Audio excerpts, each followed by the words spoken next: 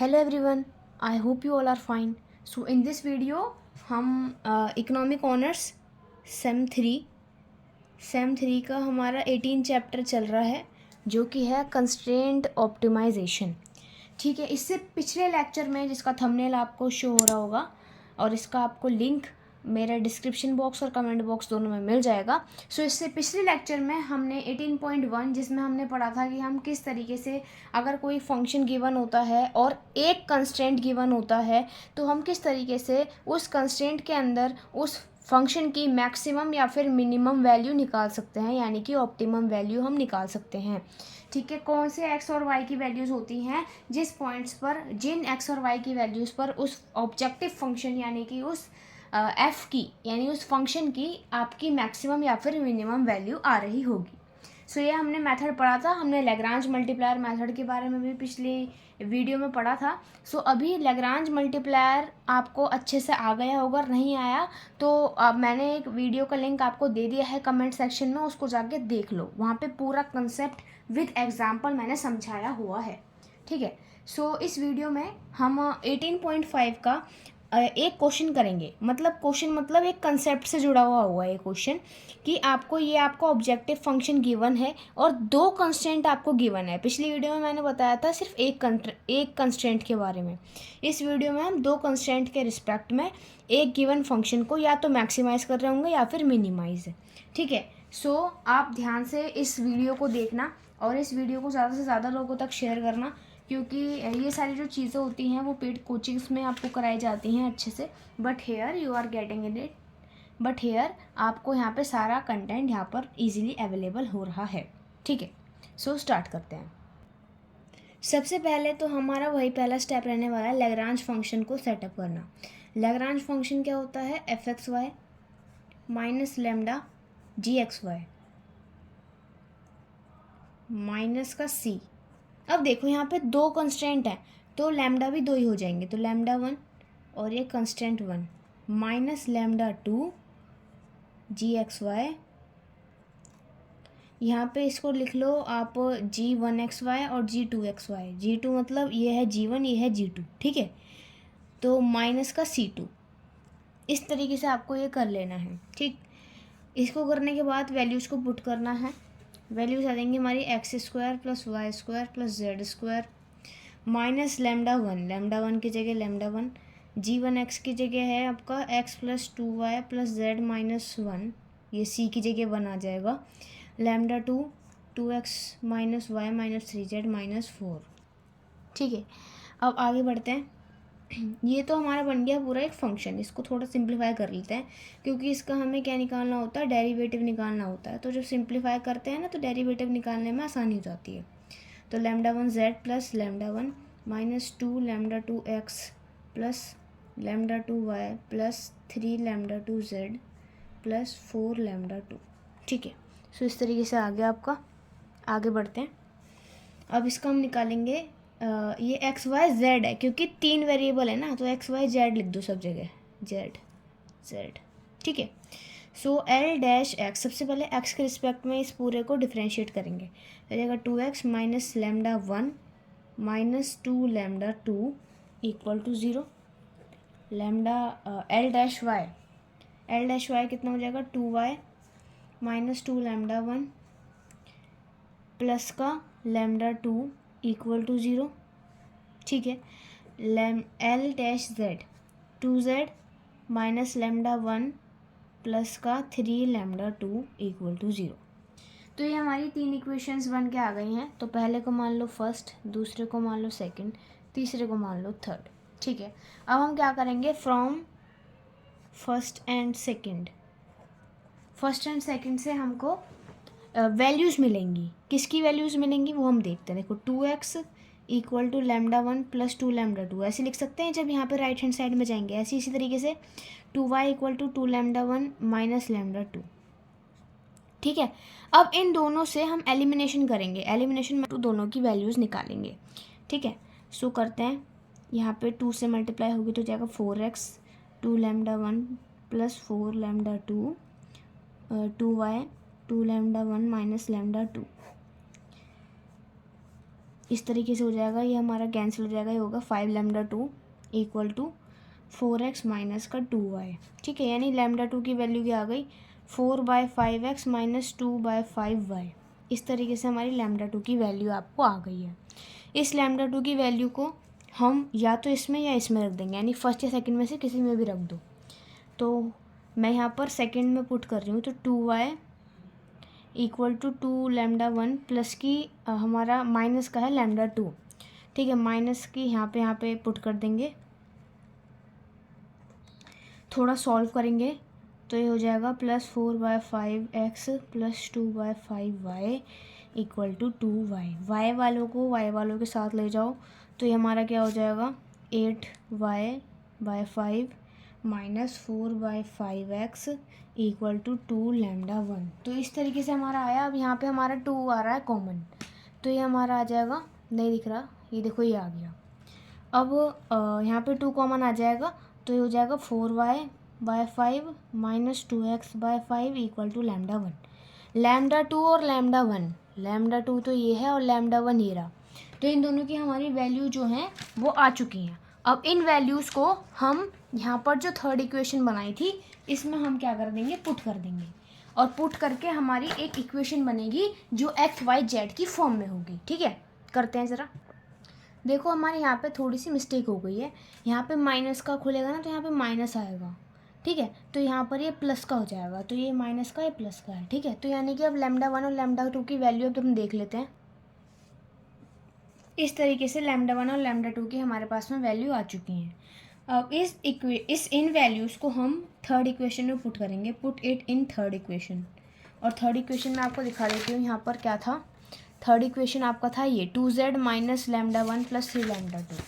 ठीक है, तो इसको कर लेते हैं 2z minus lambda 1 plus 3 lambda 2 equal to 0। ये थर्ड इक्वेशन था, इसमें लैम्डा 1 और लैम्डा 2 की वैल्यू को पुट कर देंगे। तो ये आ जाएगा हमारा 2x/5 प्लस 4/5y और plus 3 into 4/5x minus 2/5y equal to 0। ठीक है, इस तरीके से हमारा आ गया। अब इसको सॉल्व करेंगे ज़रा। इस तरीके से सॉल्व हो रहा है। ठीक है, आप चाहें तो इस पार्ट को स्किप भी कर सकते हो, मतलब थोड़ा जल्दी से रिवाइंड करके देख सकते हो वीडियो में, थोड़ा अगर टाइम लगे तो ये हो जाएगा 10 प्लस का 10x/5 माइनस 10y/5 0 2 2। ये हो गया हमारा 2z प्लस का 2x माइनस का 2y इक्वल टू 0। 2 कॉमन आ जाएगा, ये हो जाएगा x minus y plus z equal to 0। ये बन गई हमारी फोर्थ इक्वेशन, फोर्थ। ठीक है, और हमारा अब देखो ये हमको 2 कंस्टेंट गिवन थे, हमको ये 2 कंस्टेंट गिवन थे क्वेश्चन में। देखो ये कंस्टेंट हमको गिवन है, हमने मान ली फिफ्थ इक्वेशन है, सिक्स्थ। तो हमारे क्या क्या हो गया, तो हम यहाँ पे क्या लिखेंगे, from fourth, fifth and sixth. Fourth क्या है, x minus y plus z equal to 0। Fifth क्या है, x plus 2y plus z equal to 1। Sixth क्या है, 2x minus y minus 3z equal to 4। इस तरीके की अब इक्वेशंस आपने सेमेस्टर सेकंड में सॉल्व करी होंगी। इसको अब हम सॉल्व करने वाले हैं और वो करेंगे हम बाय क्रेमर्स रूल। तो क्रेमर्स रूल कैसे लगाते हैं, सबसे पहले तो हम एक मैट्रिक्स बनाएंगे जिसका हम नाम दे दिए ए। ठीक है, मैट्रिक्स ये किसकी होती है, ए, मैट्रिक्स ऑफ द कोफिशिएंट्स। तो यहाँ पर है 1, एक्स का कोफिशिएंट है 1, यहाँ पे भी 1, यहाँ पे 2, यहाँ पे सारे एक्स वाले, यानी -1 2 -1 -1 2 -1 कोफिशिएंट्स 1 1 -3। ठीक है, और बी क्या है, बी कौन सा हो जाता है, वो होता है ये मैट्रिक्स जिसमें हमारे कंस्टेंट आते हैं, कांस्टेंट वैल्यूज। ठीक है, तो ए और बी हमने ऐसे डिफाइन कर लिया है। ठीक, तो अब हम क्या करेंगे, अब हम एक्स की वैल्यू निकालेंगे। एक्स की वैल्यू कैसे निकलती है क्रेमर्स रूल से, एक्स की वैल्यू होगी determinant A1 upon determinant A1 का क्या मतलब है, A1 1 माने कॉलम, फर्स्ट कॉलम की जगह अगर मैं ये बी मैट्रिक्स को रख दूं, यानी कि A1 मैट्रिक्स अगर मैं बनाना चाहूँ तो A1 मैट्रिक्स क्या होगी, फर्स्ट कॉलम की जगह, यानी ए मैट्रिक्स में जो फर्स्ट कॉलम है उसकी जगह मैं वो सारे एलिमेंट्स रख दूँ जो बी मैट्रिक्स में है। यानी यहाँ पे जो 1 1 2 है उसकी जगह हम रख दें 0 1 4 और बाकी सब ऐसे ही रहने दें, -1 2 -1 1 1 -3। और अगर इसका डिटर्मिनेंट मैं निकालूं तो वो होगा A1 डिटर्मिनेंट। इसी तरीके से A2 डिटर्मिनेंट क्या हो जाएगा, सेकंड कॉलम की जगह अगर मैं B को रख दूं। इसी तरह से A3 क्या हो जाएगा, थर्ड कॉलम की जगह मैं अगर B को रख दूं। सो अगर हम सेकंड कर रहे हैं बात, अगर A2 की बात कर रहे हैं तो Y की वैल्यू निकलेगी, A1 की बात कर रहे हैं तो X की वैल्यू निकलेगी, A3 की बात कर रहे हैं तो Z की वैल्यू निकल रही होगी। तो यही होता है हमारा क्रेमर्स रूल।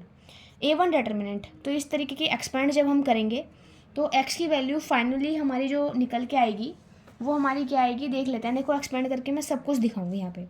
तो ये होगा 0, तो -+1, ये हम -3 -4 +1 -1 -8, ठीक है। तो -7 एंड ये -9 हो जाएगा, तो हो जाएगा -16। यानी x की वैल्यू, मतलब अभी हमारा A1 डिटर्मिनेंट जो है, ये A1 डिटर्मिनेंट था, इसकी वैल्यू आ गई -16। और A डिटर्मिनेंट की वैल्यू क्या है वो यहीं पे निकाल लेते हैं।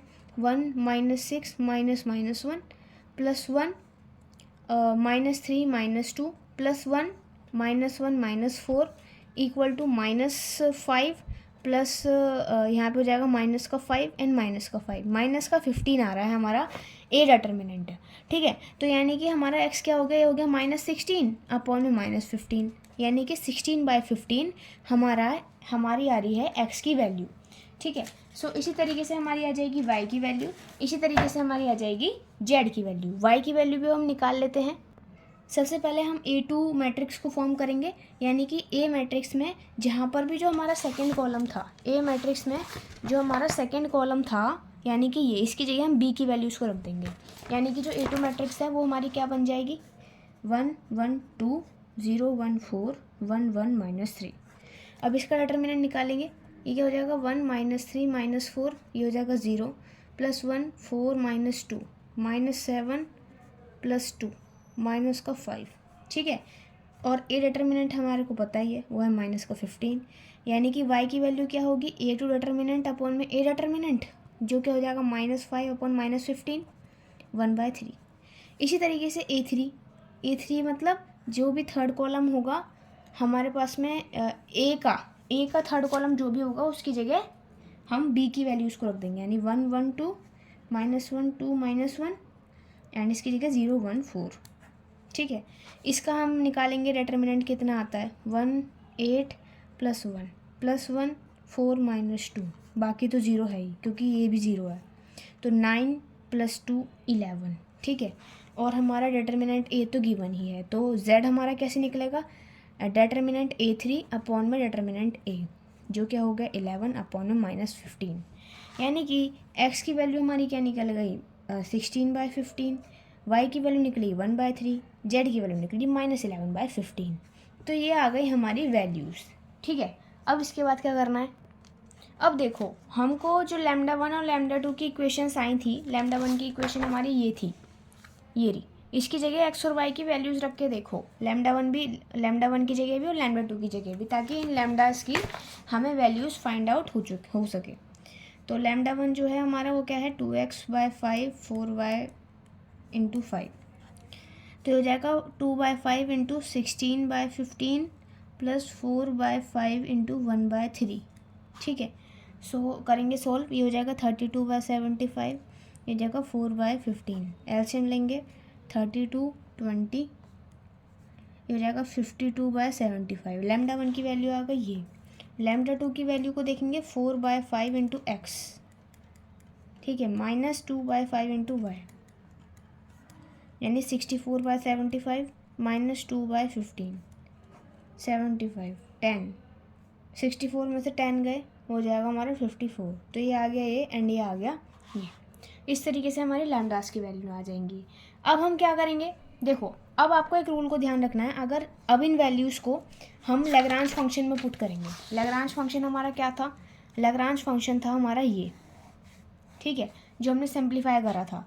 अब एक्स वाई जेड की वैल्यूज हमें मिल गई, λ1 λ2 की वैल्यूज हमें मिल गई। तो अगर हमारा ये लैग्रांज फंक्शन अगर हमारा आता है >0, अगर जो भी वैल्यू है वो पॉजिटिव आ जाती है तो मैक्सिमम वैल्यू अटेन कर जाएगा, और अगर छोटा आएगा 0 से तो मिनिमम वैल्यू अटेन करेगा। अब इसको सॉल्व करके देखते हैं और देखते हैं कौन सी वैल्यू अटेन करता है, ठीक है।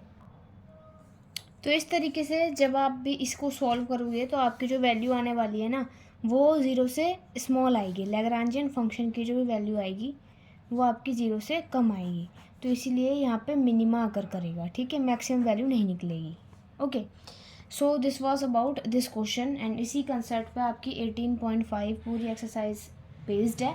आप इसको देखो एंड आप इन सभी के नोट्स के लिए, इन सभी की पूरे कंसेप्चुअल शीट्स के लिए आप टेलीग्राम चैनल को ज्वाइन कर लेना मेरे, जिसका लिंक आपको कमेंट बॉक्स में मिल जाएगा। और अगर आपको कोई भी क्वेरी है तो आप व्हाट्सएप ग्रुप भी ज्वाइन कर सकते हो, उसका भी लिंक आपको कमेंट सेक्शन में मिल जाएगा। सो लाइक ज़रूर कर देना अगर वीडियो अच्छी लगी हो तो।